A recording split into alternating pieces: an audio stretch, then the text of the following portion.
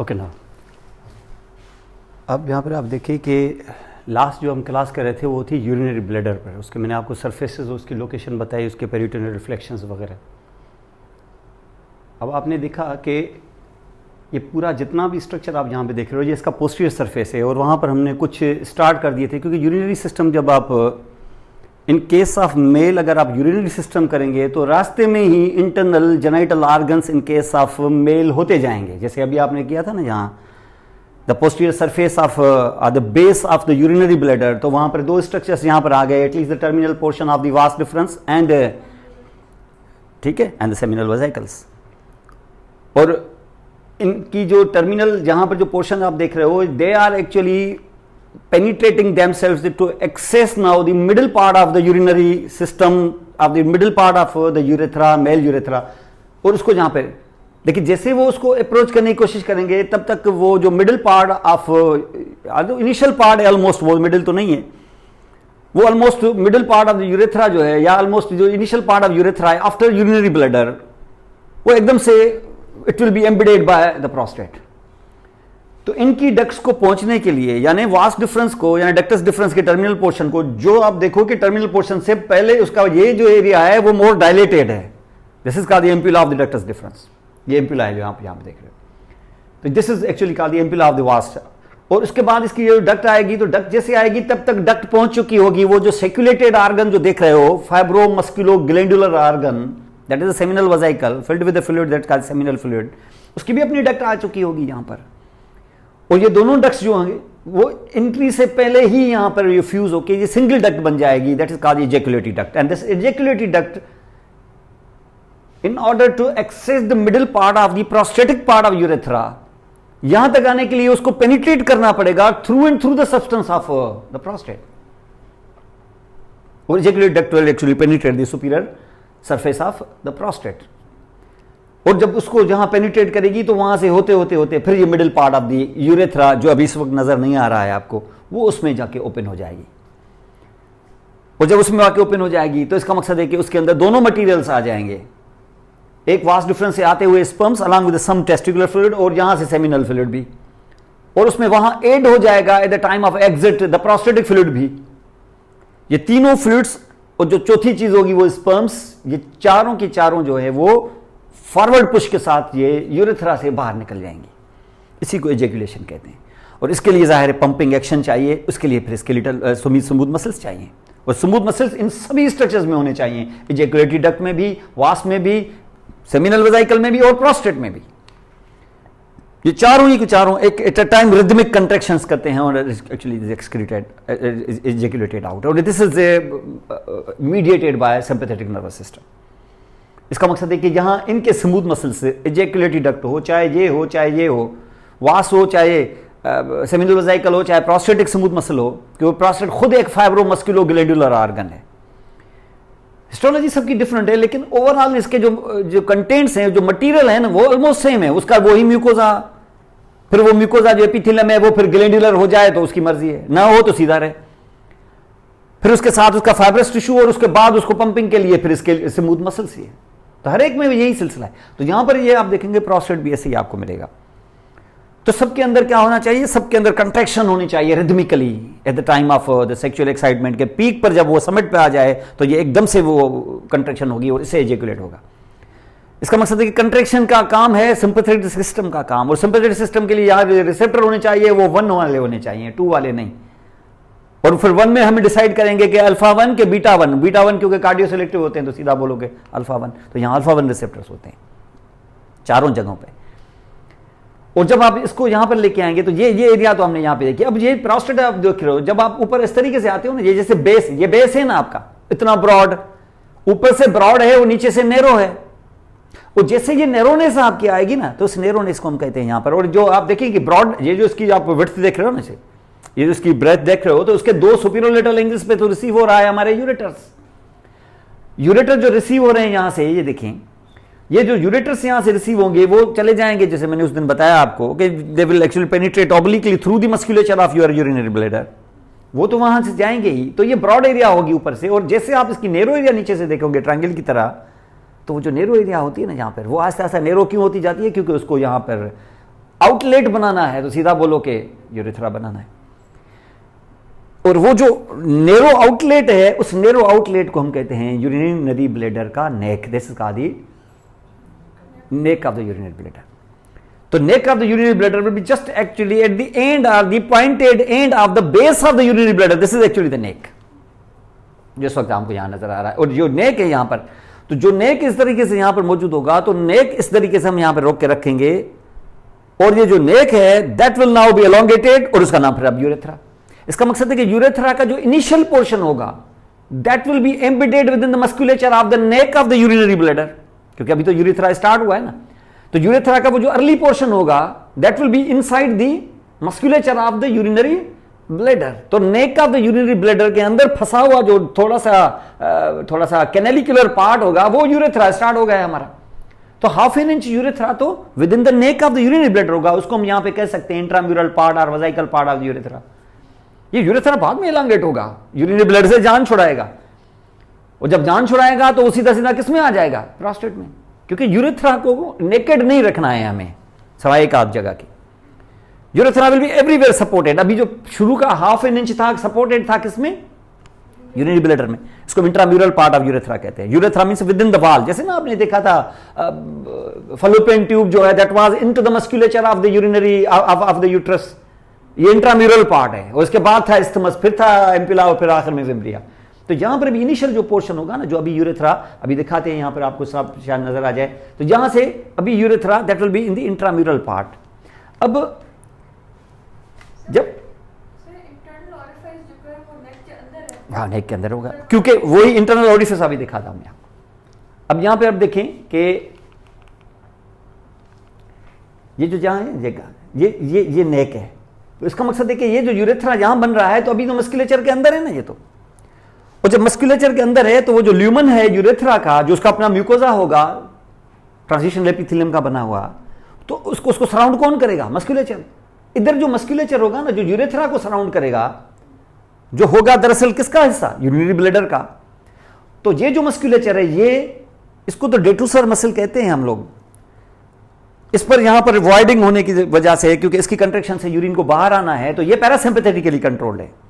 लेकिन जब ये यूरेथ्रा को सराउंड कर रहा होगा ना ये मसल, तो वहां पर ये मसल फिर डिफरेंट होगा, क्योंकि ये उस यूरेथ्रा को सराउंड करने वाला अब डेटूसर मसल जो है that will be actually not as such detrusor, that will be actually sphincter. क्योंकि जब ये हो रहे हैं कंट्रैक्ट तो वो हो रहा होगा रिलैक्स, क्योंकि फिर उस मसल के अंदर फिर न्यूरोलॉजिकल कंट्रोल डिफरेंट होगा। और वो न्यूरोलॉजिकल कंट्रोल होगा क्या, वो टोनिकली कंट्रैक्टेड होगा। उस टोनिकली कंट्रैक्शन को हम क्या करते हैं, उस टोनिकली कंट्रैक्शन को वहां पर फिर अल्फा 1 रिसेप्टर बैठाएंगे, क्योंकि वो सिंपैथेटिकली कंट्रोल होगा। सारे के सारे स्फिंक्टर सिंपैथेटिकली कंट्रोल होते हैं विद अल्फा 1, क्योंकि वो कंट्रैक्टेड होते हैं। और जब ये कंट्रैक्टेड होते हैं तो ऊपर ये मसल जो है वो रिलैक्स होता है, क्योंकि जब आपका सिंपैथेटिक काम कर रहा होगा तो पैरासिम्पैथेटिक काम नहीं कर रहा होगा। क्योंकि डेटूसर मसल हो या आपके पेरिस्टाल्टिक एक्टिविटी, आप देखिए आप जो जीआईटी में जाते हो तो वहां पर दो किस्म के मसल्स होते हैं, एक वो जो वाल बनाए, एक वो जो स्फिंक्टर पे लगे हों।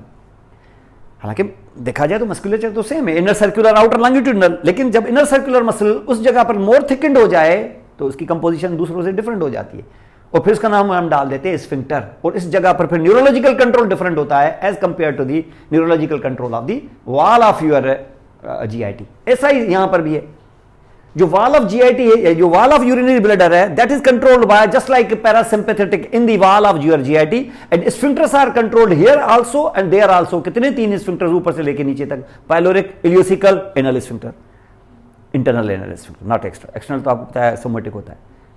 तो ये तीनों के तीनों स्फिंक्टर्स जो होंगे ये होंगे किसे, सिंपैथेटिकली कंट्रोल्ड अल्फा 1। तो वो जब कंट्रोल होंगे तो कैसे, जब सिंपैथेटिक सिस्टम स्टिमुलेट करेगा, ये कंस्ट्रिक्ट करेंगे, कंस्ट्रिक्ट करेंगे तो सीधा बोलो कि 1 होगा उस पर। और 1 कौन सा, अल्फा या बीटा? जाहिर है बीटा तो नहीं, अल्फा, क्योंकि बीटा 1 जो है वो तो कार्डियो सेलेक्टिव है।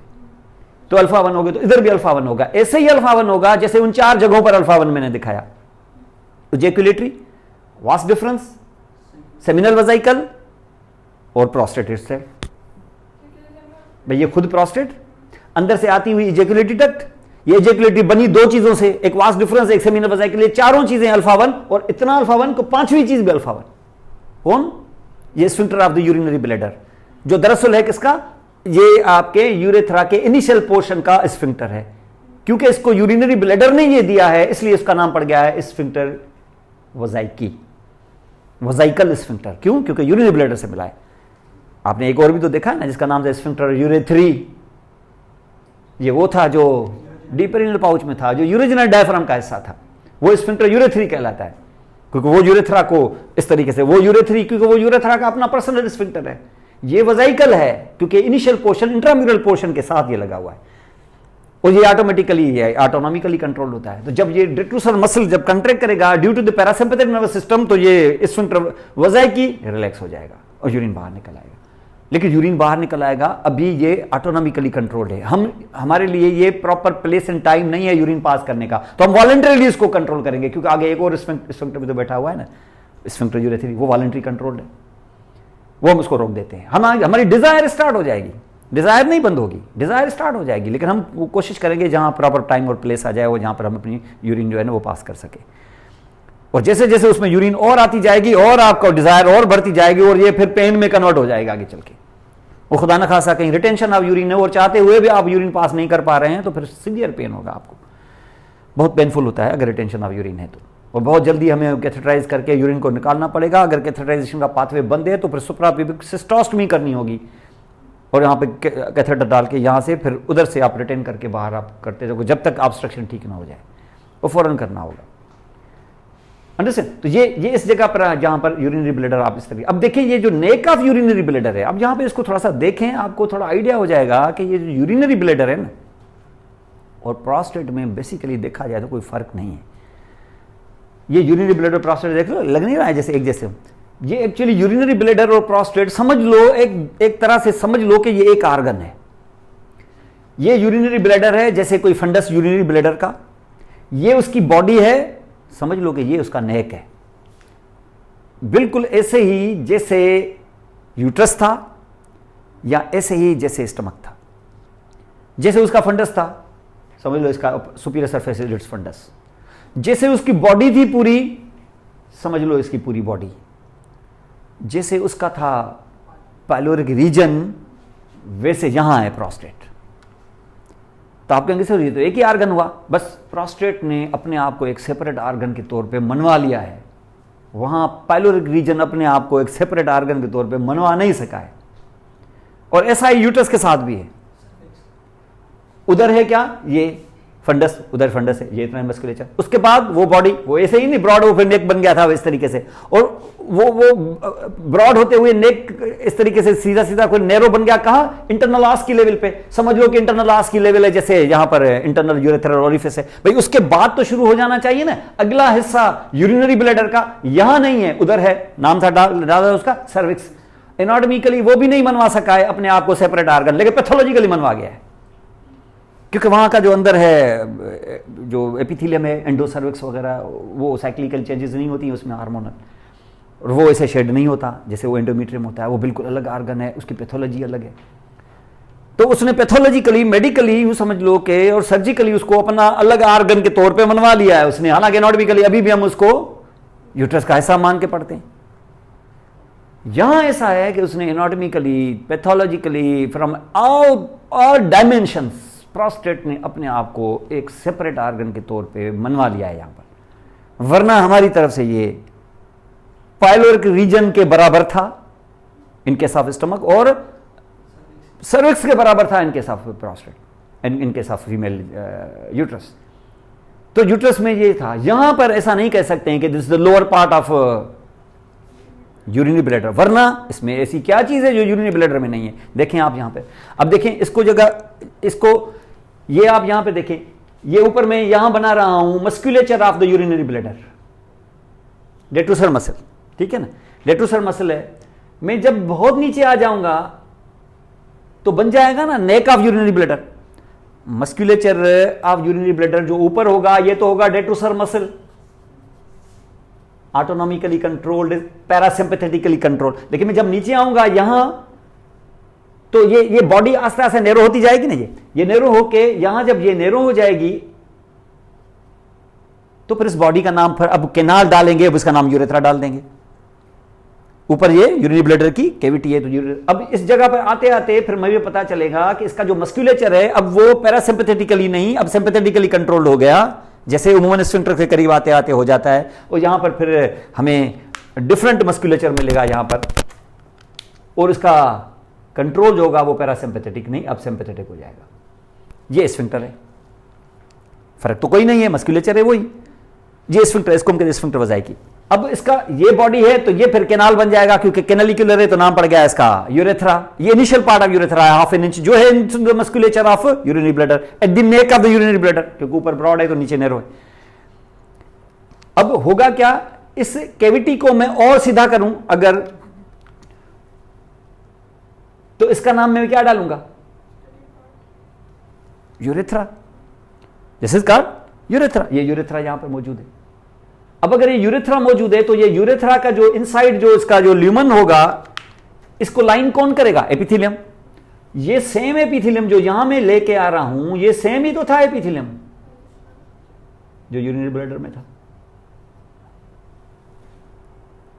अब समझ गए। अब ये यहां पर ये, और ये ल्यूमन जो है, ये ल्यूमन है, क्योंकि ये मोर कैनालिकुलर है तो मैं इसको यूरिनरी ब्लैडर तो नहीं कर पाऊंगा। जैसे हमने सर्वाइकल जो स्पेस थी उसका नाम हम सर्वाइकल कैनाल डाला था ना, उधर हमने पाइलोर कैनाल डाला था, यहां उसका नाम यूरेथ्रा डाल देते। और यहां पर ये अब क्या सिर्फ ये cavity to cavity, epithelium to epithelium होगा कि मस्कुलेचर भी होगा इसके अंदर। तो यही same musculature of the urinary bladder अब के बार ये वाला नहीं, डेटूसर नहीं, बल्कि स्फिंक्टर वाला, ये यहां पर एक्सपेंड हो जाएगा।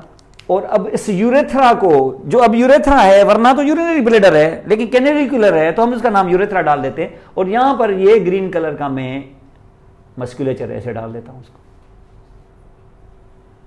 और ये क्या है, मस्कुलेचर। इसमें क्या था, अल्फा 1, तो इसमें भी क्या होना चाहिए, अल्फा 1, तो यहां पे भी अल्फा 1, सिंपैथेटिकली कंट्रोल। क्योंकि ये फिर डेटूसर मसल की तरह नहीं होगा, ये कि यहां पर होना चाहिए मस्कुलिनिक यानी आपके स्टाइल कोलिनर्जिक यानी पैरासिम्पैथेटिक, वहां नहीं, ये यहां पर यही होगा क्योंकि नीचे की बात हो रही है।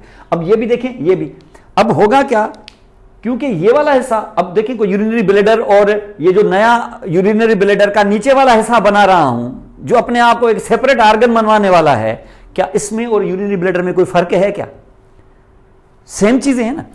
अब जैसे नेक ऑफ यूरिनरी ब्लैडर आएगा और वैसे एक्सपेंड करके फिर नैरो हो जाएगा, हुआ नहीं था क्या सर्विक्स ऐसे, तो ये थोड़ा ना नैरो हो जाएगा। अगर ये नैरो हो गया तो ऊपर से ये ब्रॉड होगा और नीचे से ये नैरो होगा।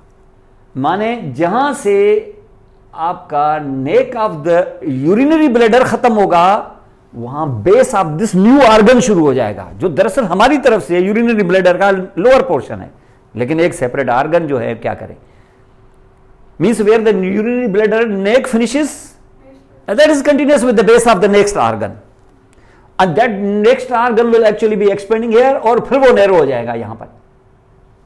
और ऐसा नैरो हो गया अगर, तो इसके अंदर जो कैविटी क्रिएट हो गई थी वो एलोंगेट हो जाएगी, और इस कैविटी का नाम क्या था, कैनाल। अब कैविटी थोड़ी है वो, और उसका नाम अभी अभी यूरेथ्रा डाल चुके। तो ये यूरेथ्रा हमारा ये इससे साथ है, ये कंटिन्यूस रहेगा कहां तक, जब तक अपेक्स ऑफ दिस ऑर्गन ना आ जाए। इस ऑर्गन का नाम प्रोस्टेट है। तो ये जो अंदर हमने ये कैनाल डाल दिया, इसका नाम था prostatic part of the urethra.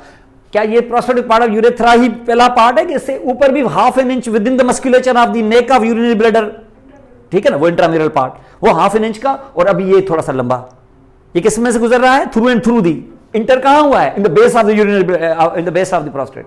निकला किधर से, नेक ऑफ द यूरिनरी ब्लैडर से, और इमीडिएटली यहां से हो गया, कभी नेकेड नहीं, कहीं पे भी अनसपोर्टेड नहीं होगा। क्यों नहीं होगा, इसलिए क्योंकि जहां से नेक खत्म वहां से बेस शुरू, तो कैसे वो एक्सपोज होगा, वो तो एक्सपोज होगा ही नहीं। और कहां आके खत्म हुआ है, जहां आके अपेक्स ऑफ द प्रोस्टेट हुआ है। और अपेक्स ऑफ प्रोस्टेट आते आते ये हमारा जो प्रोस्टेट है, ये बेसिकली आधे से ज्यादा या ऑलमोस्ट आधे से ज्यादा, ये है हमारा लेवेट्रेनाई मसल। इसका मकसद है कि प्रोस्टेट हमारा हाफ से ज्यादा पेल्विक कैविटी प्रॉपर में होता है और हाफ से कम पेरिनियम में होता है। और क्योंकि ये यूरोजेनेटेड ट्रायंगल वाली एरिया में होता है, तो यूरोजेनेटेड ट्रायंगल पे फिर एक और डायफ्राम होता है, यूरोजेनेटेड डायफ्राम। इसका मकसद है कि इसका अपेक्स आके रुका किधर, यूरोजेनेटेड डायफ्राम पे। ये हमारा यूरोजेनेटेड डायफ्राम है। और ये जो यूरोजेनिक डायफ्राम यहां हमने आपको बताया, इस यूरोजेनिक डायफ्राम में अंदर फंसा है कौन इस जगह पे? मसल। कौन सा मसल? ठीक है, स्फिंक्टर यूरेथ्री मसल। थोड़ा पीछे जाएंगे तो डीप ट्रांसवर्स पेरिनियल, लेकिन जाहिर है यूरेथ्रा को तो यूरेथ्रल स्फिंक्टर यूरेथ्री में दाखिल कराएंगे ना, हम पीछे से तो नहीं कराएंगे। पीछे से तुम्हें सिर्फ सपोर्ट चाहिए किसकी? डीप ट्रांसवर्स पेरिनियल मसल्स की। तो ये इस तरीके से अगर मैं आपको यहां दिखाऊं तो ये डीप ट्रांसवर्स पेरिनियल मसल्स पीछे की तरफ होंगे, ये इसके अंदर से एंटर हो गया। इससे जब अंदर एंटर हो गया तो प्रोस्टेट तो इधर ही रुक जाएगा, क्योंकि प्रोस्टेट को आगे जाना ही नहीं है। यूरिनरी ब्लैडर का ये नीचे वाला हिस्सा था, नाम इसका पेरास्टेट आपने डाला है, वो तो आके रुक जाएगा, वो रुकेगा, लेकिन इसके अंदर जाती हुई वो जो कैनाल है वो तो नहीं ना रुकेगी, वो नहीं रुकेगी। वो नहीं रुकेगी तो किसमें से दाखिल होगी? ये जो ऊपर से ग्रीन बनाया, superior fascial covering of urogenic diaphragm. और उसके बाद यही जो यूरेथ्रा है ये पास हो जाएगा किससे? स्फिंक्टर यूरेथ्री से, तो बन जाएगा डीप पेरिनियल पाउच का कंटेंट, और फिर यहां से निकल के फिर बाहर आ जाएगा ऐसे, किसको? पेरिनियल मेम्ब्रेन को क्रॉस करके। यही वो जगह थी जो पेरिनियल स्पेस में था, यहां पर फिर हाफ इंच से ज्यादा नहीं होगा, और यही वो जगह है जहां पर वो ऑलमोस्ट देखा जाए तो मोस्ट डायलेटेबल है, यहां पर ऑलमोस्ट देखा जाए तो सपोर्टेड नहीं है, बस सिर्फ ये है कि बाहर से इसको मसल ने पकड़ा हुआ है तो सपोर्टेड इधर भी, लेकिन ये कि लीस्ट सपोर्ट है इसको, और अच्छा खासा डायलेटेबल होता है वहां पर। मोस्ट डायलेटेबल पार्ट इसके अंदर होता है, इसको हम यहां पर मेम्ब्रेनस पार्ट ऑफ यूरेथ्रा भी कहते हैं। और ये membranes part of urethra basically किस चीज का कंटेंट हुआ? डीप पेरिनियल पाउच का या डीप पेरिनियल स्पेस का, इन केस ऑफ मेल, और obviously in case of female में भी होगा यार। और ये इस जगह पे यहां पे हुआ, ये मेम्ब्रेनस है, तो इससे पहले क्या था? प्रोस्टेटिक पार्ट ऑफ यूरेथ्रा, इससे पहले इंट्राम्यूरल। तो ये एक तरह से जहां जहां से आप यूरेथ्रा को पास कराते जाओगे, वहां वहां से उसको उस इलाके की एरियाज में से वो ऑर्गन उसको सपोर्ट देते जाएंगे। जैसे अभी सपोर्ट मिली थी शुरू में यूरिनरी ब्लैडर के नेक से, थोड़ा आगे आओगे तो प्रोस्टेट से, और आगे आओगे तो कोई ऐसी सपोर्ट तो नहीं है, बहरहाल स्पेस में वो थोड़ा सा नेकेड हो जाएगा, लेकिन बहरहाल उसको सराउंड कर जाएंगे कौन? स्फिंक्टर यूरेथ्री मसल, ताकि फिर वॉलंटरली हम कंट्रोल करके उस डिजायर के मौजूदगी के बावजूद हम यूरिन पास करने से रोक सकें अपने आप को। और जैसे ही उसने पेरिनियल मेम्ब्रेन को बाहर से क्रॉस किया है, एकदम से वहां पर फिर उसको और सपोर्ट मिलने वाली है। और क्योंकि हम इस आर्गन को अब जेनेटल आर्गन के तौर पे भी इस्तेमाल कर रहे हैं, तो अब की बार उसको सपोर्ट देने वाला है external genital organ in case of male, और वो है पेनिस। अंडरस्टैंड? तो अब जो ये लंबा पोर्शन जो अब आगे से लेके जाऊंगा मैं, वो हो जाएगा through and through the penis, फिर उसका नाम पड़ जाएगा the penile part of urethra, जो लॉन्गेस्ट पार्ट होगा यूरेथ्रा का, जो खुलेगा कहां? At the tip of the penis, जहां ग्लांस ऑफ द पेनिस होगा, और उसका नाम पड़ जाएगा एक्सटर्नल यूरेथ्रल मीएटस, जो सबसे नैरोएस्ट पार्ट होता है। वहां से अगर कैथेटर पास हो गया तो आगे से थोड़ी सी टर्निंग होती है, लेकिन कैथेटर आराम से फिर यूरिनरी ब्लैडर में चला जाएगा। अगर कहीं प्रोस्टेट ने उसको न रोका, कहीं उसकी इनलार्जमेंट की वजह से साइडों से ब्लॉक ना हो गया, तो ये और बात है, वरना फिर कैथेटर आराम से पास हो जाएगा। तो मोस्ट जो कंस्ट्रक्टेड जो नैरोएस्ट पार्ट होता है वो एक्सटर्नल यूरेथ्रल मीएटस होता है, वहां पर उसको लिब्रिकेट करके अगर हमने कैथेटर डाल दिया तो। अब ये जो पूरा अंदर डाला, तो ये इसका मकसद है कि यूरेथ्रा जो है मेल में जो लॉन्गेस्ट इतना है, उसके अंदर एक्चुअली 4 पार्ट हो गए,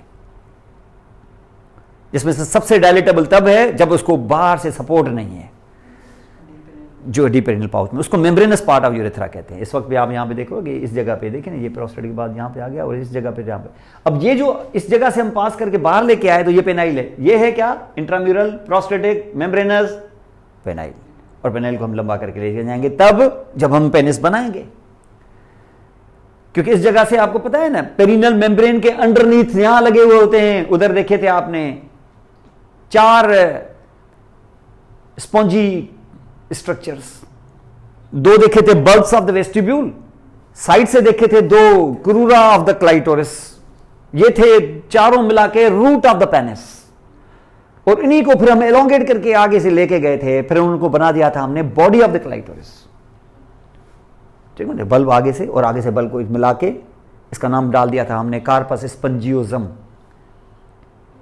और साइड से जो लेके आए थे उसका नाम हमने डाल दिया था कार्पोरा केवर्नोजम। एक को कार्पस केवर्नोजम, दूसरे को भी, और दोनों को मिला के कार्पोरा केवर्नोजा।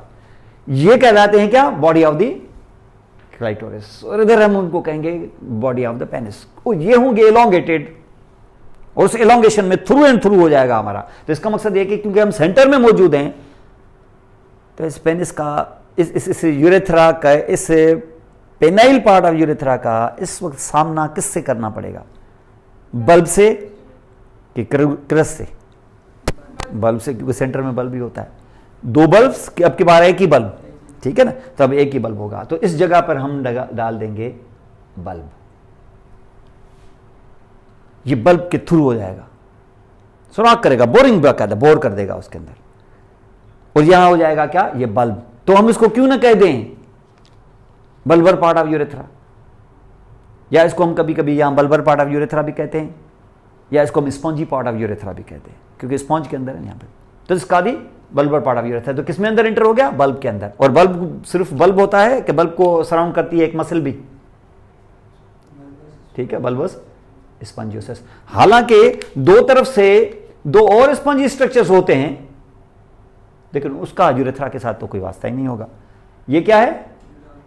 क्रस ऑफ अपेनिस, अब कहेंगे क्रस ऑफ पेनिस।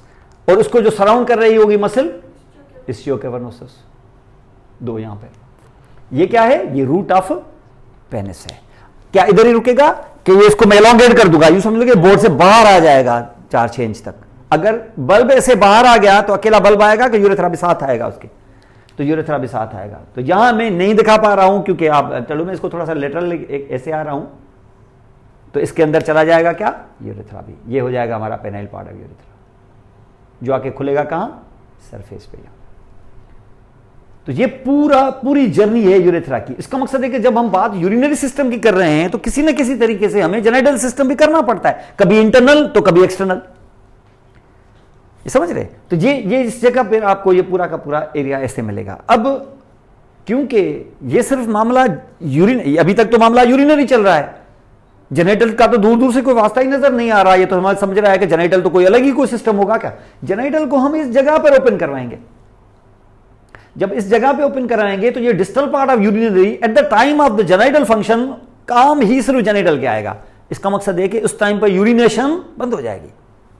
जैसे ब्रीदिंग हमेशा चलती रहती है, सॉलोइंग के टाइम पे लम्हा भर के लिए ब्रीदिंग बंद कर देते हैं हम लोग, सॉलो करें ब्रीदिंग बंद हो जाएगी आपकी। तो यहां पर भी इस जगह पर हम ओपन करवाएंगे किसको? वो जो हमारे जेनिटल ऑर्गन से, जिसमें से खास जो है वो सेमिनल वेसिकल का फ्लूइड है और उसके साथ साथ वास्ट डिफरेंस है। आखिर में प्रोस्टेट तो उसमें लास्ट मोमेंट पे शामिल हो ही जाएगा और ये एकदम से बाहर आ जाएंगे। इसको एजेकुलेशन कहेंगे। हमें डर है कि ये पीछे की तरफ भी जा सकता है, लेकिन याद करें इसी टाइम पर sympathetic nervous system under action है। जब प्रोस्टेटिक मसल को, उसमें से जाती हुई इजैकुलेटरी डक्ट को, उससे बाहर वाले वास को और उसके साथ सेमिनल वेसिकल, जब चारों को कंट्रैक्ट कर रहा होगा तो क्या इस स्फिंक्टर वेसिकल पे मौजूद अल्फा 1 को क्या कंट्रैक्ट नहीं करेगा क्या? तो जब वो 4 हो रहे होंगे तो ये 5वां भी होगा। इसका मकसद है कि जब ये पंप हो रहा होगा तो जाने की कोशिश तो पीछे भी करेगा, क्योंकि सेम सिस्टम पीछे से दरवाजा बंद कर रहा है, तो जाने के लिए रास्ता सिर्फ एक ही बचेगा, वो होगा सिर्फ आगे।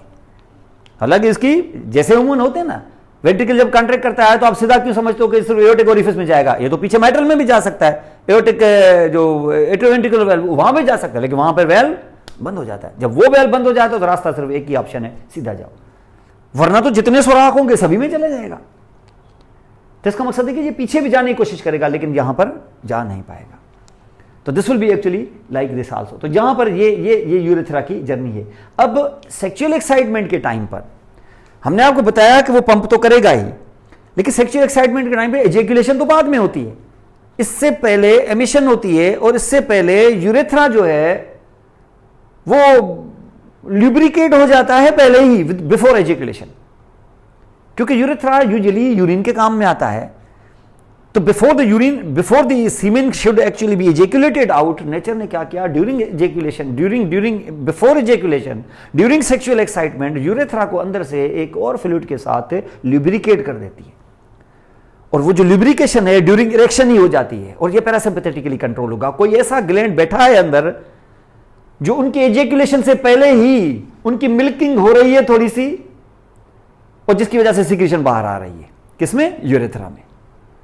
और यूरेथ्रा में जब वो सिक्रीशन बाहर आ रही है तो आस्ता आस्ता यूरेथ्रा की कोटिंग भी हो गई अंदर से, और एक तरह से यूं समझ लो कि स्टरलाइज भी हो जाएगा। अब यूरिन भी नहीं रहेगी वहां पर, जो यूरिन थी वो गीला हो गया किससे?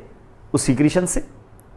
जो सेक्सुअल एक्साइटमेंट है टाइम ऑफ इरेक्शन आ जाएगी, और साथ में टिप पर वो थोड़ी सी इवन मॉइस्चर वो जाहिर भी होगा, इवन वहां सीक्रेशन जाहिर भी होगी, इजैकुलेशन इसके बाद होगी भी या नहीं भी होगी, लेकिन सेक्सुअल एक्साइटमेंट के टाइम पर वो बाहर आ जाएगी। तो ऐसे ग्लैंड बैठे हुए होंगे अंदर, और ऐसे ग्लैंड यहां पर बेसिकली बैठे हुए हैं डीप पेरिनियल पाउच में। ऐसा नहीं था फीमेल के अंदर, फीमेल में बाहर बिठाए थे हमने बल्ब्स के अंदर, याद करें ना, बल्बा वेस्टिब्यूल में उसका नाम डाला था बार्थोलिन ग्लैंड, उसका नाम डाला था हमने ग्रेटर वेस्टिबुलर ग्लैंड। इसका एनालॉग जो है यहां पर उसकी लोकेशन डीप पेरिनियल पाउच में है, और यहां बिठाएंगे इसको इस मेम्ब्रेनस पार्ट ऑफ यूरेथ्रा के दो तरफ। यह आपका ग्लैंड है। अब इस ग्लैंड से निकालेंगे डक्ट।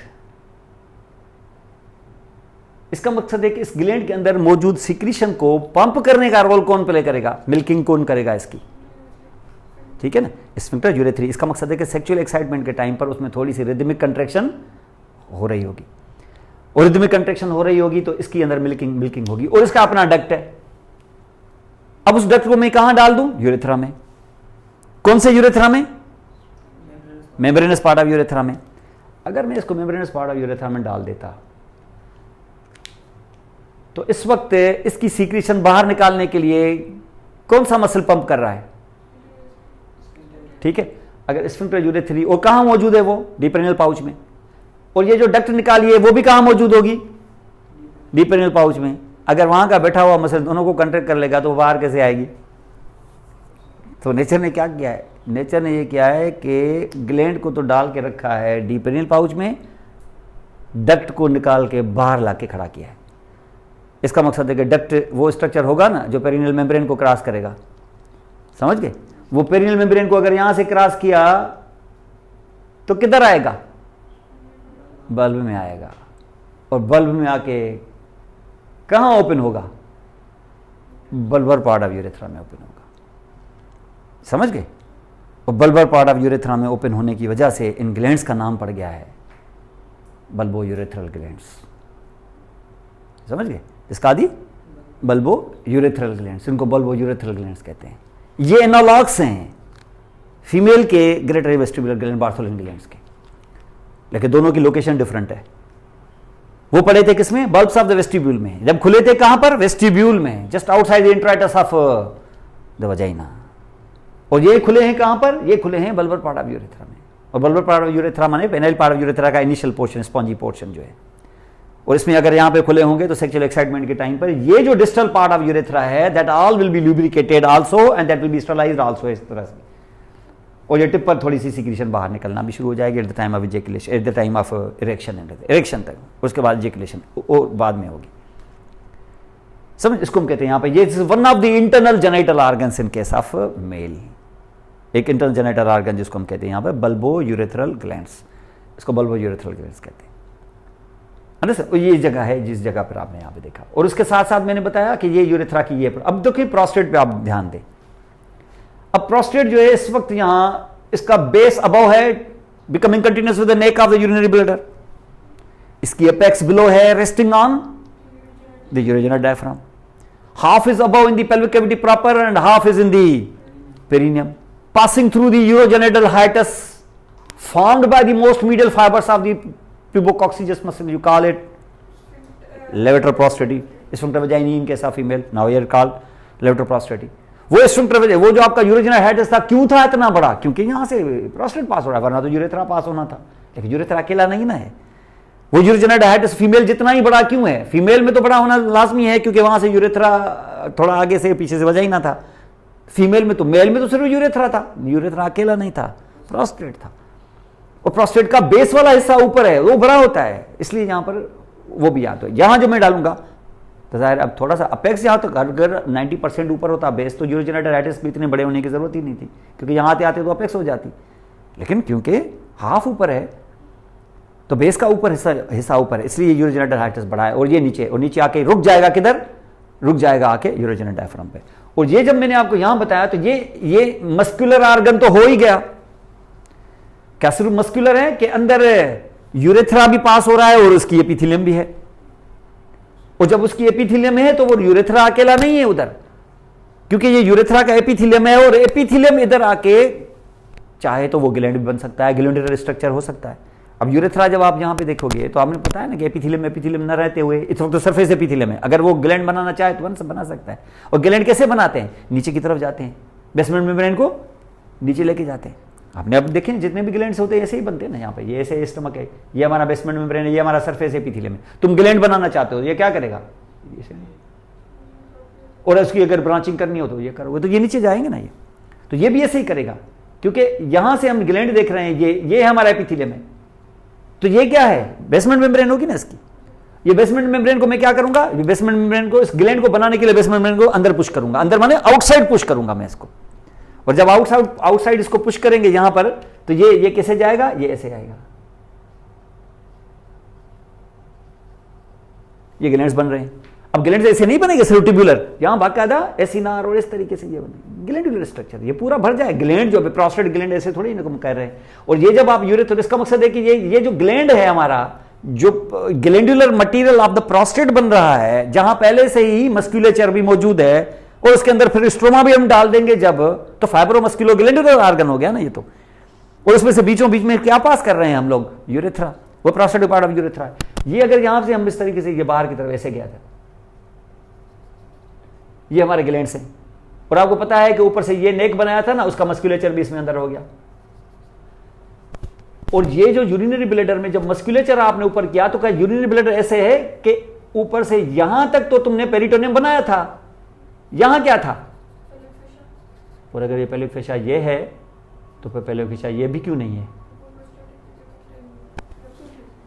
ये इसका कैप्सूल है, लेकिन इसका ये फॉल्स कैप्सूल है, क्योंकि ये जो आपने मस्कुलेचर देखा है, ये आप फाइब्रस देखा, अंदर आपने एपिथेलियम देखा, तो यहां पे भी कनेक्टिव टिश्यू भी तो होगा ना उसके वाल वगैरह में, और ये कनेक्टिव टिश्यू इसमें भी आ जाएगा।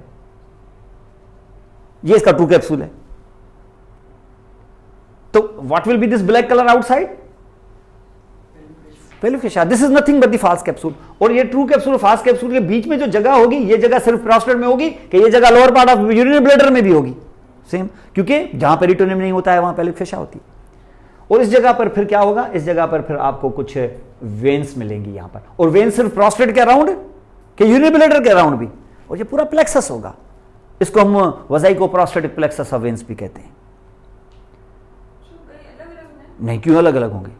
जब मैंने बताया कि जब प्रोस्टेट है ही दरअसल उसका ब्रेन चाइल्ड है, उसका हिस्सा है, तो वो अलग अलग क्यों होगी भाई?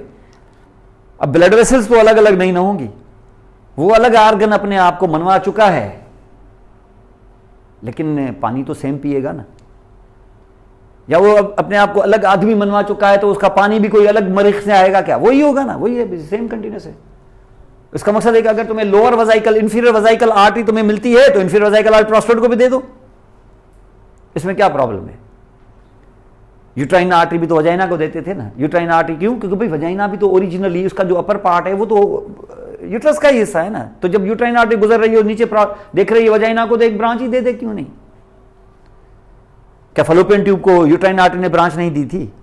या फलोपियन ट्यूब के लेटरल साइड को क्या ओवरियन ने नहीं दी थी ब्रांच? ब्लड तो सेम है ना, जो जहां जाए। तो यहां पे भी इसी तरीके से होगा। अब ये पूरा, ये एक तरीके से हम यहां पर, ये प्रोस्टेट यहां पर हम देख चुके हैं, इसकी लोकेशन समझ में आ गई, इसका स्ट्रक्चर इस तरीके से है, यूरेथ्रा यहां से पास हो रहा है, ये देखें। अब अभी तक तो ये यूरिनरी ब्लैडर का खेल चल रहा है, ये यूरिनरी सिस्टम चल रहा है। अब जेनाइटल कब आएगा? अब जेनाइटल इसमें एंट्री लेने के लिए आ रहा है। कौन आएगा? जाहिर है, एक तो इसका जेनाइटल फ्लूइड खुद भी उसके पास मौजूद है, जो जेनाइटल का काम करेगा। क्योंकि जब आप इस तरीके से यहां पे देखिए, ये यूरेथ्रा है, और अभी यहां पर हमने जब ये ग्लैंड ऐसे बनाया था, उसकी ब्रांचेस करके ऐसे लेके आए थे, तो ये उसकी डक्ट होगी ना। और डक्ट की एंट्रेंस कहां से होगी? जाहिर है यूरेथ्रा से, मतलब यूरेथ्रा में एंट्री लेगा ना, तो अपनी सीक्रेशन कहां डालेगा? इसमें। और उसके ऑल अराउंड क्या था? मस्कुलेचर। और वो जब पंप करेगा ऐसे, तो यहाँ की जो सीक्रेशन जमा है वो थ्रू द डक्ट आ जाएगी, किसमें? यूरेथ्रा में। और यूरेथ्रा में वो आ जाएगी, लेकिन यूरेथ्रा में तब तक जेनाइटल स्ट्रक्चर भी आ चुके हैं। कौन आया है? वास और सेमिनल वेसिकल, लेकिन क्या अलग अलग एक साथ मिलके? तो यहां इसके अंदर एंटर हो जाएगा कौन? इजैकुलेटरी डक्ट, और उसमें फिर मिक्स हो जाएगा ये प्रोस्टेटिक फ्लूइड भी। तो कुछ ओपनिंग्स आप और भी दिखाएंगे, कम से कम 2 ओपनिंग्स तो दिखाई दो इजैकुलेटरी डक्ट्स की, एक लेफ्ट से एक राइट से। जबकि यहां ये मल्टीपल सुराख होंगे छोटे छोटे, किसके? प्रोस्टेटिक ग्लैंड्स के। और ये सारी सिक्रीशन इस तरीके से यहां पर बाहर आएंगी।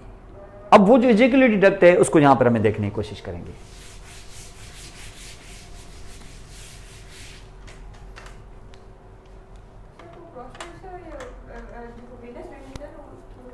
आएगा वो ब्लड सप्लाई में मैं कराऊंगा, अभी सिर्फ इसके स्ट्रक्चर को समझो। ब्लड सप्लाई में आएगा वो सारे हो जाएंगे। यहाँ थोड़े से मैं दिखा भी देता हूँ यहाँ पर आप।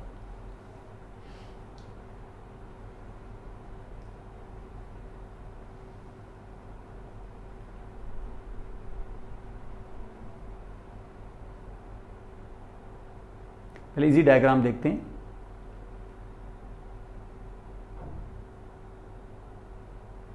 चलो थोड़ा इधर भी देखते हो। देखो अब ये यूरिनरी ब्लैडर है, ये प्रोस्टेट है,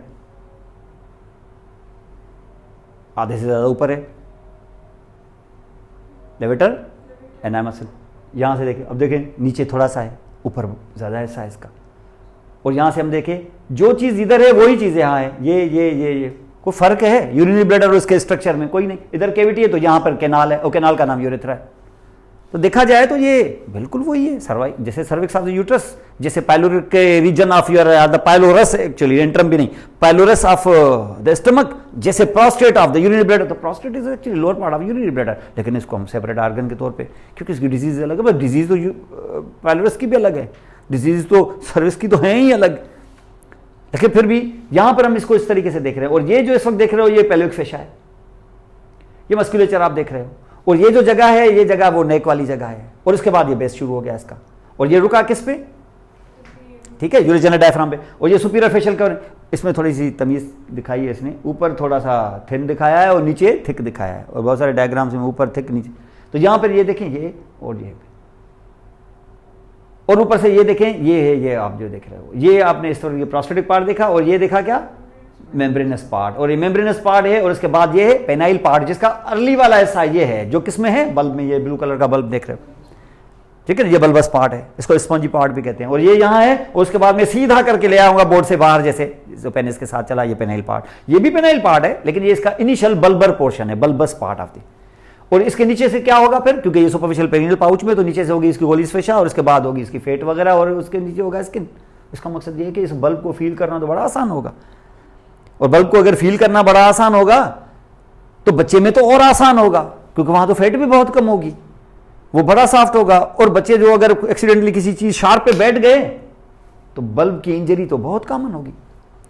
और बल्ब में अगर कट लग गया तो फिर उसके अंदर तो यूरेथ्रा होता है, तो यूरेथ्रा का तो फ्लूइड ही बाहर निकल आएगा, यानी उसका जो फ्लूइड है वो बाहर निकल आएगा, वो यूरिन होती है। तो यूरिन की एक्स्ट्रावाइजेशन कहां हो जाएगी? Superficial perineal pouch. और सुपरफिशियल पेरिनियल पाउच बड़ी इजी, वो किसी सेट पे बैठ गए, वहां पे स्प्रिंग है, कोई लाइन ऐसे लग गया, कोई पॉइंटेड से ऑब्जेक्ट, तो बल्ब गया। तो ये एक्स्ट्रावाइजेशन जब यहां होगी तो वो एक्स्ट्रावाइजेशन तो फिर स्क्रोटम में भी आ जाएगी, और फिर ये एंटीरियर एब्डोमिनल वॉल में भी चली जाएगी, और फिर थाई में भी आ जाएगी, होल्डिंग्स लाइन तक। लेकिन वो उस मिड लाइन, वो जो हमने दी थी, जो यूरोजेनेटेड ट्रायंगल और एनल ट्रायंगल को जुदा करने वाली वो थी इमेजिनरी लाइन, इससे पीछे नहीं जा पाएगी यूरिन। क्यों? क्योंकि यहां कोलिस फेशा के खत्म होता है, क्योंकि इससे पीछे सुपरफिशियल पेरिनियल पाउच होता ही नहीं है, क्योंकि कोलिस फेशा पीछे एनल ट्रायंगल में जाती ही नहीं है, तो वो आके रुक जाती है इधर, और साइडों से फिर फ्यूज हो जाती है, जो इश्यू पे विक्रम आ तभी तो पाउच बन जाता है। अंडरस्टैंड? तो ये पाउच है जिसकी हम बात कर रहे हैं। और ज्यादातर जो इंजरी होती है ना वो इस जगह होती है ज्यादा। पेनाइल पे तो जाहिर नहीं होगी, क्योंकि बैठेगा तो वो जाहिर इस तरीके से बैठेगा, वो तो पेरिनियल एरिया पे होगी, तो उस बल्ब ज्यादा इंजर होता है, खासतौर पर बच्चों में। और ये जो आप यहाँ पे देख रहे हो यहाँ पे, और ये मसल है बल्बोस्पोंजियस, और ये एस्टियो कैवर्नोसस, और ये है हमारे क्रूरा ऑफ दी पेनिस, क्योंकि बात हो रही है मेल की। और ये सिंगल है, और ये जो ब्लैक कलर के में बिठाए हैं ये क्या है? On two sides of the membranes part of urethra, bulbo urethral glands. ये जो आप यहाँ पे देख रहे हो, जिसका बल्बो यूरेथ्रल ग्लैंड्स, समझिए। बल्बो यूरेथ्रल क्यों? क्योंकि ये bulbar part of the urethra में ओपन होते हैं, इसकी डक्ट्स खुद नहीं, खुद यहां बैठे हैं, और ये बाहर निकल के यहां पे ये देखें इसमें ओपन हो गए, समझिए। तो ये इंटरनल जेनिटल ऑर्गन्स भी साथ साथ इसके हो रहे हैं आपके। ये डायग्राम अभी जो बात हो रही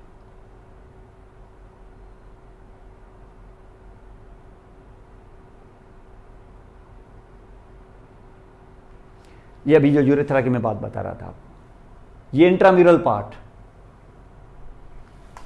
छोटा सा ऐसा, ये देखें यहां से, क्योंकि ये मसल के अंदर फंसा हुआ है, ये स्फिंक्टर वसाइकल स्फिंक्टर।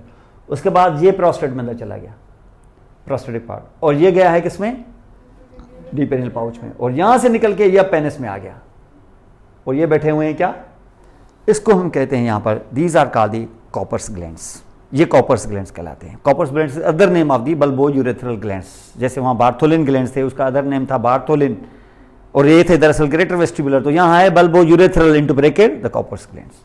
ये सीक्रेट होते हैं at the time of sexual excitement and erection to lubricate the remaining part of this distal longer part of urethra, और यहां पर आप जाएंगे ये है यूरेथ्रल मिएटस, इससे पहले फिर डायलेटेड पार्ट होता है, इसको हम कहते हैं यहां पर navicular fossa, navicular boat like fossa, ये नेविकुलर फोसा है यहां पर। इससे पहले इससे डिस्टली जो लास्ट पोर्शन होगा वो होगा एक्सटर्नल यूरेथ्रल मिएटस, तो ये जो पोर्शन होता है इस जगह पे, ये narrowest part of the urethra ये होता है। फिर यहां पर आप देख रहे हैं, ये तो फीमेल का दिखा रहा है आपको, ठीक है। अब यहां पर आप देखें कि ये प्रोस्टेटिक पार्ट ऑफ यूरेथ्रा बताया, ये ऊपर आप देख रहे हैं कि ठीक है, ये बेस है और ये अपेक्स है, वो साइड से यहां से ये देखें, ये यूरोजेनल डायफ्राम है, लेकिन यहां पर हम देखें तो दिखा सकते हैं आपको, ये यहां क्यों नहीं देख रहे हैं, क्योंकि ये सजाइटल है। यहां क्यों देख रहे हैं, क्योंकि ये कोरोनल है, तभी आपको देख रहे हैं। यहां गायब क्यों है, क्योंकि ये आप ऐसे काट रहे हैं, ये ऐसे काटेंगे तो लेफ्ट और राइट देखेंगे ना, और जब लेफ्ट और राइट देखेंगे तो ये अगर फॉर एग्जाम्पल तुमने राइट भी देखा होगा तो वो तो ज़ाहिर है बोर्ड के उस तरफ होगा ना ये तो, और ये दोनों तरफ से क्यों देख रहे हैं, क्योंकि तुमने कोरोनल काटा है, क्योंकि लेफ्ट और राइट नहीं है, एंटीरियर और पोस्टीरियर काटा है, तो अब आपको दोनों तरफ से नजर आ रहे हैं उसकी कट सरफेसेस, और ये स्ट्रक्चर यहाँ पे हम देख रहे हैं। अब होगा क्या, इसको थोड़ा सा आप यहाँ पे समझें, बड़ा इंपॉर्टेंट है यहाँ पर। यहाँ से हमने अब ये क्या है, पेल्विक फेशा, ये इसका फाल्स कैप्सूल है, ये इसका ट्रू कैप्सूल है, थिकनिंग ऑफ मेसेंकाइमल टिश्यू। इन दोनों के बीच में ये गैप है, थोड़ी सी पोटेंशियल गैप, और उसमें यहां पर वीनस प्लेक्सस है, वो वीनस प्लेक्सस इधर होगा कि यहां भी होगा, तो ये है प्रोस्टेटिक वजाइको प्रोस्टेटिक वीनस प्लेक्सस। खास तौर पे जो प्रोस्टेटिक वीनस प्लेक्सस होता है ये कनेक्टेड होता है on the back side with the external vertebral plexus of veins. जो वर्टिब्री के अराउंड प्लेक्सस होते हैं, जो सेक्रम में भी होगा और ऊपर वर्टिब्रा के अराउंड भी होगा, उसको हम कहते हैं क्या, external vertebral plexus of veins. इनके साथ ये जुड़े हुए होते हैं, तो अगर कफिंग होगी तो इसका मकसद है कि ये प्रोस्टेटिक जो प्लेक्सस ऑफ द वेन्स का जो ब्लड है वो ऐसे कंट्रैक्शन से थोड़ा सा बैक फ्लो कर सकता है, और अगर ये बैक फ्लो करेगा तो it will involve the external vertebral plexus of veins, जो वर्टिब्रा के बाहर होता है। लेकिन वो वर्टिब्रा के बाहर वाला जो प्लेक्सस है that is connected with the internal vertebral plexus of veins also through imagery veins. ये हमने आपको न्यूरो में बताया भी था कि अगर मैं यहां बनाऊं वर्टिब्रा ऐसे कट करके, और ये मैं बनाऊं अपना स्पाइनल कार्ड, तो इस जगह पर जो आप प्लेक्सस देंगे वो होगा external vertebral plexus of veins, और इस जगह पर जो देंगे एक्स्ट्राड्यूरली ये होगा हमारा internal vertebral plexus of veins, और ये जुड़ा हुआ होता है थ्रू इमेजरी वेन्स जो होती हैं वेल्वलेस वेन्स। लेकिन ये जो external vertebral plexus of when है ये जुड़ा हुआ है इसके साथ। अगर यहां होती है कफ और इससे प्रेशर आता है तो ये जो है ये ब्लड जो होगा वो रिटर्न यहां आ सकता है, और अगर यहां प्रेशर बढ़ा तो इसमें तो वेन में वेल्व्स ही नहीं है, तो ये झटका लेके यहां आ जाएगा। तो यहां के अगर खुदा ना खासा कोई कैंसर सेल्स होंगे तो they can involve this and they can involve this also. तो वो जो मैलिग्नेंट सेल्स हैं वो ऐसे बैकफ्लो करके internal vertebral plexus of veins के साथ जुड़ सकते हैं, और ये अगर यहां जुड़ गए तो फिर तो ये तो ज्वाइंट होता है एक दूसरे के साथ, ये तो स्कल तक पहुंच जाएगा, और फिर कैंसर सेल्स आपके इन वर्टिब्री को भी और स्कल तक भी उसको इन्वॉल्वमेंट दे देंगे। और अगर वर्टिब्री को दे दिए और वर्टिब्रा का बोन को ग्रो करना शुरू किया तो इंटरवर्टिब्रल फोरामेना को ब्लॉक कर देगा, और ब्लॉक करे या ना करे प्रेशर तो डाल ही देगा, और प्रेशर जब डाल देगा तो सेक्रल वाली एरिया में इसमें आपको फिर शियाटिका हो सकता है। तो ये इवन प्रोस्टेटिक जो प्लेक्सस है ये बड़ा इंपॉर्टेंट है इस पॉइंट ऑफ व्यू से। हाँ, सीएनएस तो बाद में इससे पहले पेशेंट एक्सपायर कर जाता है। सीएनएस पहले तो अभी फिलहाल एक्स्ट्रा ड्यूरल ही है, अब तो ड्यूरा को जब करे और उसके बाद ब्रेन तक पहुंच जाए, अगर इतना लंबा है, अगर इतनी लंबी लाइफ है उसकी तो व्हाई नॉट। जो क्रेनियल कैविटी तक पहुंच गया है, जो दरवाजा तोड़ के अंदर तक आ चुका है जो, तो उसको कमरे में घुसने में कितनी देर लगेगी, लेकिन इतना टाइम है नहीं उसके पास, क्योंकि यहाँ तक इतनी मेटास्टेसिस होने के बाद आगे से लाइफ स्पेन इतनी है नहीं, एक्सपेक्टेंसी लाइफ एक्सपेक्टेंसी इतनी नहीं है, पेशेंट जो है उससे पहले एक्सपायर कर जाए। अब यहाँ से अगर मैं ये इस वक्त यहाँ प्रोस्टेट को ट्रांसफर सेक्शन काटा है ये। तो सेंटर में क्या देख रहे हैं आप? यूरेथ्रा। तो ये यूरेथ्रा सेक्शन है। और अगर यहां देख रहे हैं तो ये यूरेथ्रा का जो एपिथेलियम है ये क्या दे रहा है हमें? ग्लैंड्स।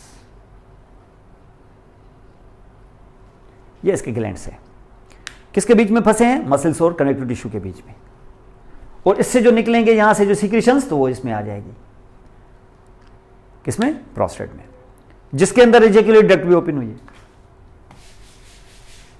अब ये जो प्रोस्टेट है ना, आप जो प्रोस्टेटिक पार्ट ऑफ यूरेथ्रा है, ऐसे गोल नहीं है, ऐसे जैसे उम्र में हम समझ सकते हैं कि ऐसे होगा। अब यूरेथ्रा ऐसे, जैसे यूरेथ्रा को खोलेंगे तो ये ल्यूमेन है ना, ये ऐसे बिहाइंड से, ये ऐसे है ना, ये सीधा करके मैं ऐसे दुखूंगा तो वो पोस्टीरियर साइड से, इसकी जो पोस्टीरियर वाल है वो ऐसे रेज्ड है, इट्स लाइक दिस। ये ऐसे हार्ट शेप्ड हो जाएगी। अगर ऐसे हो गई तो जिस जगह से ये खड़ा हो गया है ऐसे, ये क्रेस्ट कहलाती है। दिस इज कादी। ये जो आप यहां पे, इसको यूरेथ्रल क्रेस्ट कहते हैं। और उसके बाद, वरना ये ऐसे होता ना भाई, लेकिन अब ये यूरेथ्रल क्रेस्ट है और ये ऐसे हो गया। और क्रेस्ट के दो तरफ ये हैंगिंग एक पाउचेस जैसे नहीं बन जाएंगे क्या? ऐसे जो करोगे, अब देखिए वैसे ये सीधा सीधा ऐसे था, मैंने ऐसे कर दिया, पाउच बन गए कि नहीं? ये पाउचेस कहलाते हैं प्रोस्टेटिक साइनसेस। ये नहीं कहलाते यूरेथ्रल साइनस। भाई यूरेथ्रा भी तो प्रोस्टेट के अंदर ही है ना, या इसको हम कहते हैं क्या? Prostatic sinuses. इस प्रोस्टेटिक साइनसेस में जब हाथ होगा ऐसे में करूं तो इसकी लाइनिंग कौन बना रहा होगा? एपिथेलियम। और क्रेस्ट की भी एपिथेलियम। इसी जगह से जहां ये साइनसेस बनते हैं ना, इसी के डेप्थ से ही दरअसल ग्लैंड्स की डक्टें जाती हैं।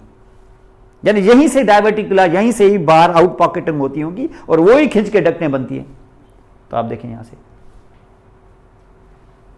ज्यादातर वहीं से जाती हैं, लेकिन कुछ आगे भी हैं थोड़े थोड़े, लेकिन उनकी ज्यादातर ब्रांचेस इतनी नहीं होती रेमिफिकेशन जितनी इनकी हैं। ये देख रहे हैं आप यहां से, ये जो ज्यादा ग्लैंडुलर स्ट्रक्चर है ये कहां ओपन हो रहा है? साइनसेस के अंदर। उस साइनसेस में जैसे जैसे फ्लूइड जमा होता रहेगा, तो इसका मकसद है कि वहां रिजर्वायर जैसी चीज होगी, क्योंकि आप जो ऐसे करेंगे तो जमा होता रहेगा, ये बाहर नहीं निकलेगा। ये बाहर तब निकलेगा जब एजेकुलेशन होगी, वरना ना होता अगर ऐसे तो यहां जो फ्लूइड आ जाता तो फौरन ही बाहर निकल आना शुरू हो जाता। यहां पर जगह मिलने की वजह से क्या हो गया? रिजर्वायर। और इरेक्शन के दौरान सेक्सुअल एक्साइटमेंट होती होगी और शामिल होते गए, और जैसे ही पंपिंग हुई ये एकदम से बाहर। तो ये साइनसेस कहलाते हैं, निस्कादी साइनसेस। तो यहां पर आपको यूरेथ्रल क्रेस्ट भी हमने मिला यहां पर, और साइनसेस भी यहां पर। अब देखें दूसरी चीज यहां पर, ये जैसे आप इस तरीके से अगर आपको अब यूरेथ्रा को अगर आप इसको कोरोनली काट देंगे ना, ऐसे करके देखेंगे, पोस्टीरियर वाला हाफ ज्यादा इंपॉर्टेंट कौन सा हाफ होगा? ज्यादा जहां पर आप मोर लैंडमार्क्स देखोगे तो क्यों? सबसे पहले क्या देखा उधर? क्रेस्ट देखी, और उसके बाद साइनसेस, फिर उसमें छोटी सी डक्स भी। हालांकि डक्स तो आगे भी देखेंगे, लेकिन यहां ज्यादा। ये सारी डक्स जब आप उसमें यहां इस तरीके से देखोगे तो फिर होगा क्या इसका कि इन जगहों पर इस क्रेस्ट को आप नजर डालेंगे ना जब,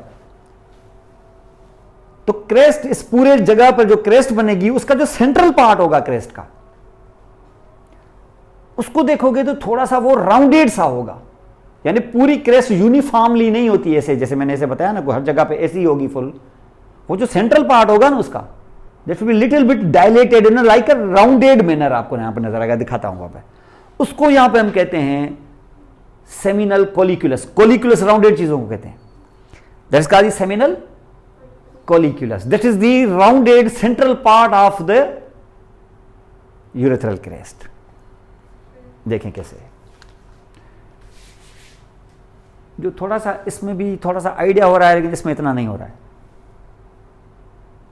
ये कोरोनल काटा ना, तो यूरेथ्रा पूरा नजर आ रहा है कि सिर्फ उसका पोस्टीरियर वाल नजर आ रहा है? वो पोस्टीरियर वाल में ये सेंट्रल पोर्शन थोड़ा सा डायलेटेड है कि नहीं? ठीक है, इसको थोड़ा सा देख लें। मैं देखता हूं इसका डायग्राम आपको,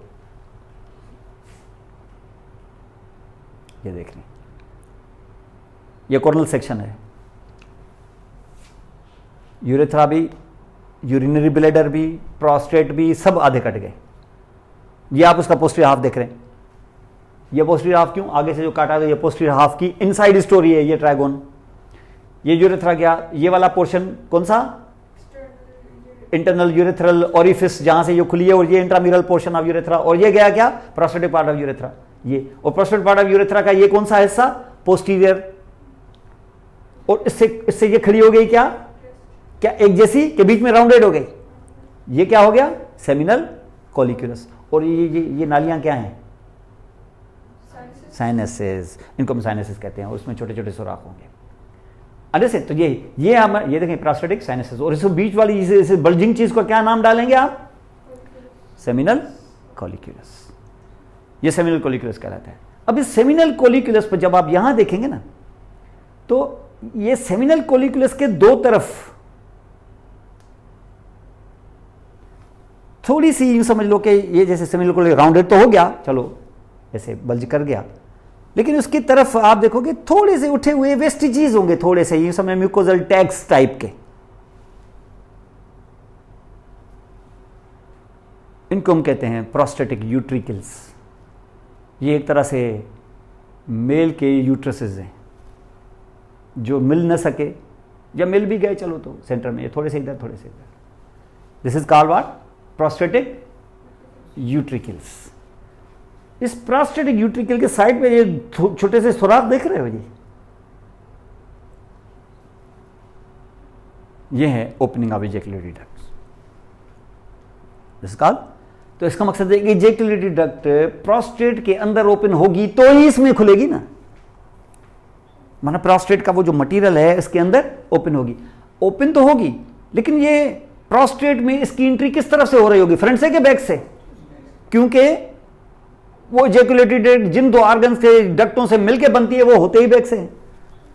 किसके बैक से, यूरिनरी ब्लैडर के बैक के पीछे होते हैं यहां पर, तो वो उस जगह मौजूद होंगे, और उसकी डक्ट जब ऊपर होंगे, और जब ये ऊपर की तरफ ये आएंगे डक्ट्स, और जो इजैकुलेटरी डक्ट मिलेगी तो वो इजैकुलेटरी डक्ट किसको पेनिट्रेट करेगी, इजैकुलेटरी डक्ट पेनिट्रेट करेगी almost on the back of the superior surface of the prostate, और वहां से पेनिट्रेट करते करते करते करते यहां ऐसे आएगी, क्योंकि ऑब्लिकली गई है तो किसमें जाके ओपन होगी, ऑब्लिकली गई है तो वो यूरेथ्रा में, किस जगह पे, फ्रंट से कि बैक से, और बैक से, और उसकी ओपनिंग की जगह ये है। इसका मतलब यहां तक पहुंचते पहुंचते उसको प्रोस्टेट के मटेरियल में से गुजरना पड़ा होगा। अंडरस्टैंड? तो ये जो इस वक्त जहां पे देख रहे हो ये है urethra with in the prostate. उसके बाकायदे 4-5 बड़े इंपॉर्टेंट टर्म्स हैं, मैंने बताया ना, यूरेथ्रल क्रेस्ट, प्रोस्टेटिक साइनसेस, उनकी अपनी ओपनिंग्स, फिर सेमिनल कॉलिक्यूलस, फिर प्रोस्टेटिक यूट्रिकल, और अब इजैकुलेटरी डक्ट की ओपनिंग। अंडरस्टैंड? ये सारा टोटल जितना भी है ये प्रोस्टेट को यहां से देखो कट लगा के इसको ऐसे ओपन करके दिखा रहा है, ये फ्लैप्स ऐसे ओपन हो गए, ऐसे सीधा करोगे तो ये राउंडेड हो जाएगा, राउंडेड आगे से होगा, पीछे से नहीं होगा, पीछे से तो ज़ाहिर लैंडमार्क्स बने हुए हैं ये इसकी पोस्टीरियर कट है, इस तरीके से आपको दिखाया है।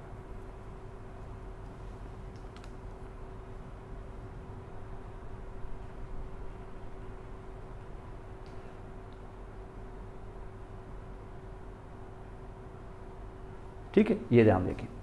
अब देखिए ये इजैकुलेटरी डक्ट ओपन हो रही है, क्यों, बैक साइड से सेमिनल वेसिकल और इसकी कॉम्बिनेशन हो गई है ना, और कॉमन डक्ट बन गई है, ये इजैकुलेटरी डक्ट है। ये इजैकुलेटरी डक्ट कहां से ओपन हुई है, पोस्टीरियर सरफेस से, लेकिन उसके मच हायर पोर्शन से, क्योंकि ऊपर से आ रहा है ना, अब जाहिर है यहां से तो नहीं इंटर होगा, ये तो ऊपर से आ रहा है, ऐसे एंटर होगी ऑब्लिकली, और जैसे मस्कुलेचर में से गई, इसके पूरे मटीरियल में से जाते जाते जाते इधर खुल गई, किसमें, at the middle of the posterior part of posterior aspect of the urethra, posterior part of urethra, कहाँ, seminal colliculus में, on the side of the prostatic utricles, ठीक है ना, उस जगह ये आप खुली है, और खुली है तो इसमें दोनों सिक्रीशंस हो, जहाँ पर अल्फा 1 है, ज़ाहिर है इसकी वो सभी एक साथ पंप करेंगे तो ये इजैकुलेट होकर बाहर आएगी।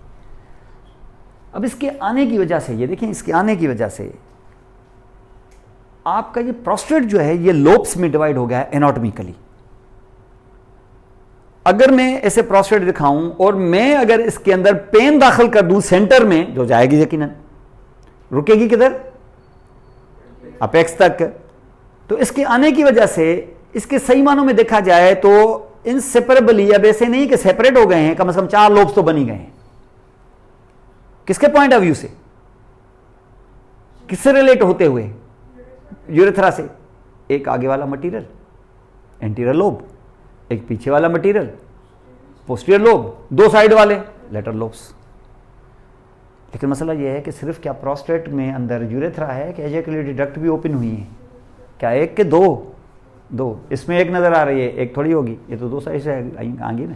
तो इसका मकसद ये हो गया कि अगर मैं ये यूरेथ्रा में ऐसे यूरेथ्रा ओपन करवाऊँ तो इसका मकसद ये है कि ये ओपन हुई है यहाँ पर एक एजेकुलेटरी डक्ट और दूसरी ओपन हुई है यहाँ से दूसरी एजेकुलेटरी डक्ट, लाइक दिस।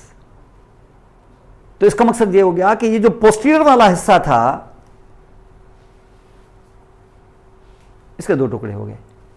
अब आप कह सकते हो behind the urethra but about the ejaculatory duct, behind the urethra and below the ejaculatory duct.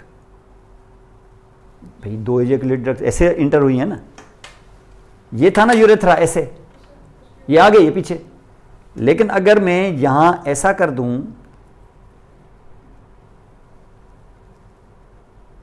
तो ये जो पीछे था ये दो एजेकुलेटरी डक्ट से नीचे और दो एजेकुलेटरी डक्ट्स के ऊपर इधर भी वेज शेपिंग होगी ऐसे। ये वाला ये एक साइड से दिखा रहा है आपको ऐसे, वरना ऐसे करोगे तो it will be like this. ये वाला कहलाता है मीडियन लोब। ये उसका नाम वैसे ही पोस्टीरियर डाल दो, ये तो वैसे ही पोस्टीरियर था।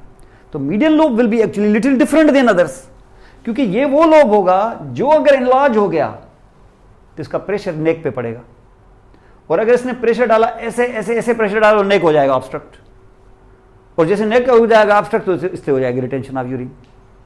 ये मीडियन लोब कहलाता है, जो ब्लेडर नेक ऑब्स्ट्रक्शन में बड़ा रोल प्ले करेगा अगर ये इसकी बेनाइन प्रोस्टेटिक हाइपरट्रॉफी हुई, हाइपरप्लेजिया हुई तो। और क्योंकि ये अल्फा 1 होते हैं ना, तो मैं अगर इनको अल्फा ब्लॉकर लगा दूं इधर, अल्फा 1 ब्लॉकर खास तौर पे, और वो भी अल्फा 1 ब्लॉकर वो वाला स्पेसिफिक जो सिर्फ यहीं होता है, क्योंकि ये रिसेप्टर्स ऐसे होते हैं। बोला अल्फा 1 अल्फा बीटा, चलो ठीक, लेकिन पता चला नहीं अल्फा 1 अल्फा 2। फिर इन लोगों ने और घुस के अंदर बोला कि alpha 1A alpha 1B alpha 1C, और अल्फा 1B को ऐसा बना के लेके आए कि क्योंकि ऐसा एंटागोनिस्ट लेके जाऊं जो अल्फा 1B पे एक्ट करे, बाकी अल्फा 1 को सबको छोड़ दे, और जब इनको करेगा तो रिलैक्स, और अगर इनको रिलैक्स कर देगा तो ये नेक की जो ऑब्स्ट्रक्शन हो रही थी वो ढीली पड़ जाएगी और यूरिन आना शुरू हो जाएगा। जो बेनाइन प्रोस्टेटिक हाइपरप्लेजिया में ऑपरेशन को डिले करवाना चाहते हैं अपना अभी तो करा सकते हैं, क्या देके? अल्फा 1 ब्लॉकर्स देके, अल्फा 1B ब्लॉकर्स देके। हर कोई अल्फा 1 नहीं, हर अल्फा 1 ब्लॉकर नहीं है, वो अल्फा 1 ब्लॉकर जो खास इस पे काम करे। टेम्सोल्यूसिन जो है ना, ये खास तौर पे इसी के लिए इस्तेमाल होता है, वरना तो अल्फा 1 तो बहुत सारी जगहों पे होती है, सारी ब्लड वेसल्स में होती है अल्फा 1। और अल्फा 1 को उनको ब्लॉक करोगे तो वो डायलेट हो जाएंगे, डायलेट हो जाएंगे तो ब्लड प्रेशर के लिए बड़ी अच्छी ड्रग हो जाती हैं वो, लेकिन वो अल्फा 1A वाली ब्लॉकर होती हैं, ये अल्फा 1B एक्सक्लूसिव। और जितने भी रिसेप्टर्स और डिटेक्ट होते जाएंगे और उनके लिए सिलेक्टिव ड्रग्स देते जाएंगे, उतनी महंगी होती जाएंगी ड्रग, क्योंकि साइड इफेक्ट्स उनके कम होंगे। तो ये इस तरीके से यहाँ पर ये एजेकुलेटरी डक्ट ओपन हुई है आपकी, ये मीडियन लोब है, और ये आगे इंटीरियर है, ये पोस्टीरियर है। लेटरल किधर गए? सजैटल में लेटरल थोड़ी ना नजर आएगा, तो लेटरल उधर। अब मैं लेटरल देखना चाहता हूं, लेटरल देखना चाहते हो तो फिर आगे और पीछे वाले नजर नहीं आएंगे। फिर ये डायग्राम है, कौन से देख रहे हो? दो लेटरल। तो किधर गए? Anterior posterior. एंटीरियर पोस्टीरियर सजैटल में थोड़ी ना नजर आए, कोरोनल में थोड़ी ना नजर आएंगे, वो नहीं नजर आ रहे हैं आपको। लेकिन अगर आप पूरा काटना चाहते हो तो ऐसे देखो, ये आपका एंटीरियर है, ये आपका पोस्टीरियर है, ये दो आपके लेटरल है। इधर कहाँ गए? मीडियन। भाई मीडियन तब होगा जब एजेकुलेटरी डक्ट होगी ना, ये तो तुम एजेकुलेटरी डक्ट की लाइव लेवल पे तो काटा ही नहीं है आपने, समझ गए? तो ये आपको समझिए। और बाहर आप देखें, ये इसका फाल्स कैप्सूल है, ये प्रोस्टेटिक प्लेक्सस है, समझ गए? अब ये जितने मैंने लोब्स आपके बताया ना इस प्रोस्टेट के, ये इसके एनाटॉमिक लोब्स हैं। क्लिनिकली इसके जोन्स डिफरेंट हैं, और हर एक जोन के अंदर अलग डिजीजेज होती हैं। किसी के अंदर कार्सिनोमा ज्यादा है तो किसी के अंदर बेनाइन प्रोस्टेटिक हाइपरट्रॉफी ज्यादा है, कुछ में ग्लैंड्स ज्यादा है तो कुछ में फाइब्रस टिश्यू ज्यादा है। ये बड़े इंपॉर्टेंट है, ये हिस्टोलॉजिकली भी देखने हैं और इनके जोन्स क्लिनिकली भी हमें देखने हैं। इनके जोन्स होते हैं, जैसे सेंट्रल जोन, जैसे पेरिफेरल जोन, जैसे ट्रांजिशनल जोन, जैसे इंटीरियर पार्ट। ये 4 बड़े मेजर जोन्स होते हैं इसके।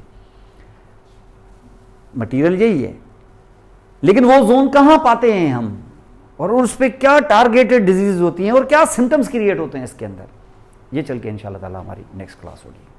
और इसी के साथ फिर हम और आगे बढ़ते जाएंगे। अभी देखो इंटरनल जेनिटल ऑर्गन के तौर पे आप 2-3 चीजें कर चुके हो, सेमिनल वेसिकल, वास्ट डिफरेंस। अब इसको और लेके पीछे की तरफ जाएंगे, हम टेस्टिस भी देख लेंगे, और इसके साथ साथ फिर और बल्बोयूरेथ्रल ग्लैंड्स। ये क्या है? ये सारे इंटरनल जेनिटल ऑर्गन से। और इसके साथ साथ है ये सारे करते करते फिर प्रोस्टेट में आ गए, ये भी एक इंटरनल जेनिटल ऑर्गन है मेल के अंदर।